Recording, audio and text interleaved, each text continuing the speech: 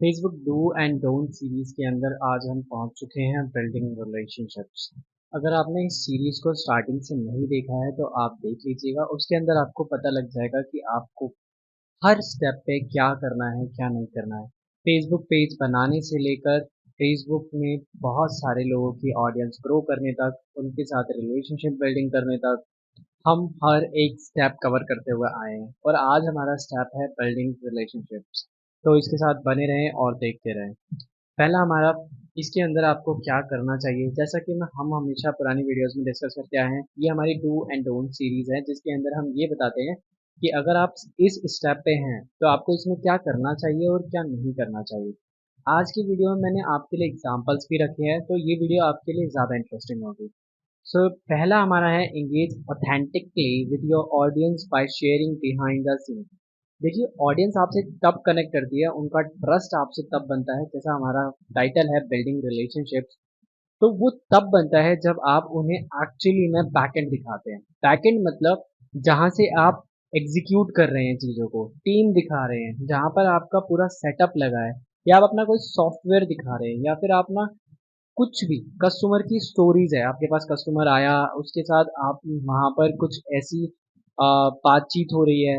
जैसे अगर हम हेल्थ केयर फील्ड में लें तो उसके अंदर बहुत सारा कस्टमर्स के साथ में इंट्रैक्शंस होता है, वहाँ पर कंसल्टेशन होती है। तो ये एक तरह की कस्टमर की स्टोरीज हो सकती है जो कि आप इंगेजमेंट के तौर पर शो कर सकते हैं।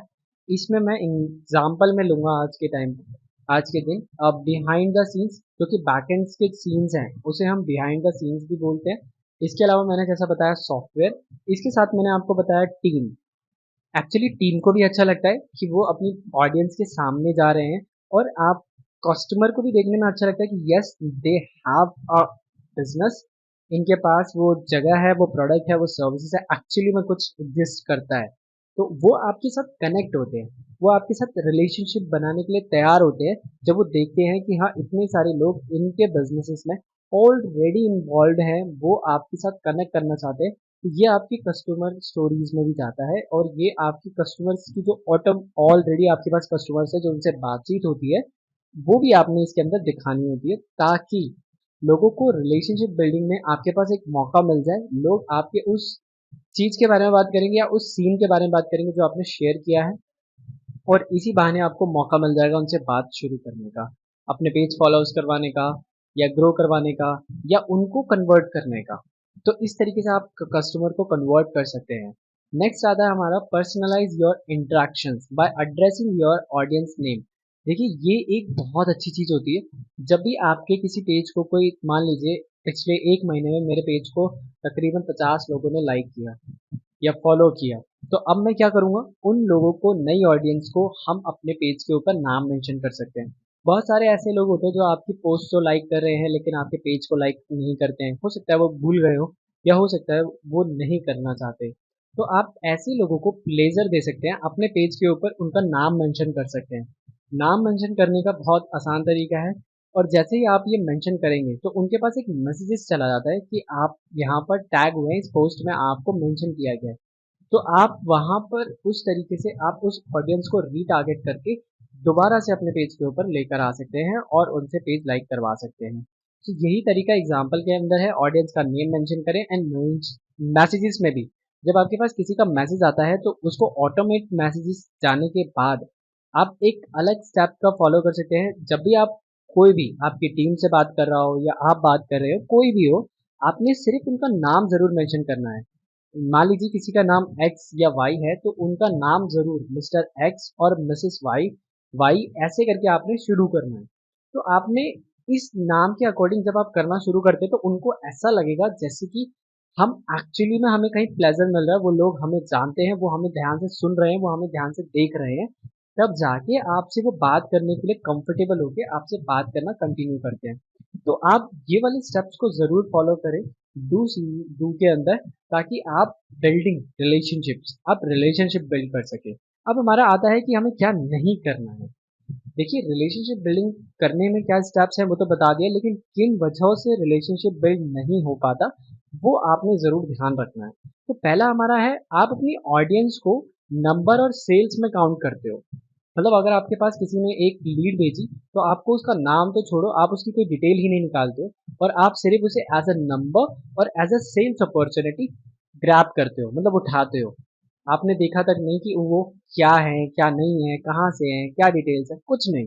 आपने डायरेक्टली उनका नंबर उठाया, सेल्स टीम को दे दिया या फिर सेल्स अपॉर्चुनिटी देखकर कि मेरी सेल्स हो जाएगी, इस तरीके से आपने उठाया। लेकिन नहीं, ऐसा नहीं करना है। इसकी जगह करना क्या है, focus on building genuine connections and relationships. देखिए, अगर आपने एक बार किसी कस्टमर्स को उसका नंबर उठाकर अगर उसकी नीड के अकॉर्डिंग आपने उसको सामान दे दिया, तो इसके बाद जब आपको रिलेशनशिप बिल्डिंग क्या है, फिर इसकी तो जरूरत ही नहीं है आपको।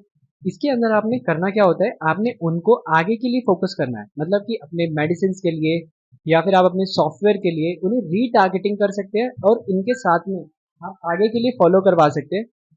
आप उन्हें रीटारगेटिंग करवा सकते हैं और आगे के लिए फॉलो अप करवा सकते हैं, ज़्यादा से ज़्यादा लोगों को अपने टीम के अंदर अलग अलग लोगों को इंटरेक्ट करवा सकते हैं। मतलब कि उन्हीं को बोल सकते हैं कि वो अपने रेफरेंस में किसी को बता दे आपके प्रोडक्ट के बारे में या आपकी सेल के बारे में। अब डोन सीरीज के अंदर आपको ये पता लगे कि आपके ऑडियंस को आपने एक सेल्स और नंबर्स की तरह नहीं लेना है। इसको जेन्युइनली उनके साथ रिलेशनशिप बनाने हैं, बिल्ड करने हैं, उनको नंबर्स लेकर उनसे पूरी डिटेल्स लेने के बाद आप आराम से उनसे पूरा डिस्कशंस कर सकते हैं। उनके पेन पॉइंट्स को रियली समझकर उनको एक्चुअली में कुछ सर्व करने की कोशिश करिए। आप एक ऐसे ब्रांड बनेंगे जिससे लोग, फिर इससे आपका वर्ड टू माउथ भी बढ़ेगा और लोग आपको खुद प्रमोट करेंगे। इसके बाद हमारा नेक्स्ट आता है, जो कि अभी मैं बताऊंगा आपको। यहाँ पर आता है ऑटोमेट ऑल योर इंटरेक्शंस। देखिए, आप क्या करते हैं कि हर चीज को ऑटोमेट करने बैठ जाते हैं। देखिए, ऑटोमेट एक अच्छी चीज है, लेकिन इसे फ्रंट एक फर्स्ट मैसेज के तौर पर ही यूज करें अगर आप अवेलेबल ना हो तो। अगर आप अवेलेबल हैं तो आपको ऑटोमेशन पर नहीं जाना चाहिए, आपको अपनी ऑडियंस से जेन्युइनली इंटरेक्ट करना चाहिए और उनके मैसेजेस को ढंग से रीड करके उनको एक्चुअल में आंसर्स देने चाहिए, जो आंसर्स वो चाहते हैं। अगर आप हर चीज ऑटोमेट करने पे लगे पड़े हैं तो ऑटोमेशन आपको इतने बड़े लेवल पे सक्सेसफुल नहीं कर सकता, ताकि आपको ह्यूमन इंटरेक्शंस भी बीच बीच में चाहिए, जब तक आपका ऑटोमेशन बिल्कुल परफेक्ट नहीं हो जाता। और एक्चुअली में ऐसा होना नामुमकिन है, क्योंकि कस्टमर अलग अलग तरीके से बात करता है। तो आप इस चीज को क्लियर आउट करिए और ऑटोमेशंस को सही लेवल पर लेकर जाइए। पर बीच बीच में ह्यूमन इंटरेक्शंस भी जरूरी है, इंटरेक्शंस जरूरी है, ताकि ह्यूमन बिहेवियर लगे। अगर ऐसा नहीं लगता है तो आपको बहुत ज़्यादा प्रॉब्लम हो सकती है और ऑटोमेशंस की वजह से सब उसे एआई या फिर मशीन समझ सकते हैं। तो आपकी रिलेशनशिप बिल्डिंग की जो प्रोसेस है वो बहुत ज़्यादा स्लो या बहुत ज़्यादा खराब भी हो सकती है। तो अब रिलेशनशिप बिल्ड करते वक्त इन चीज़ों का ध्यान रखें आप, और इसी तरीके से आप इन पे काम करें।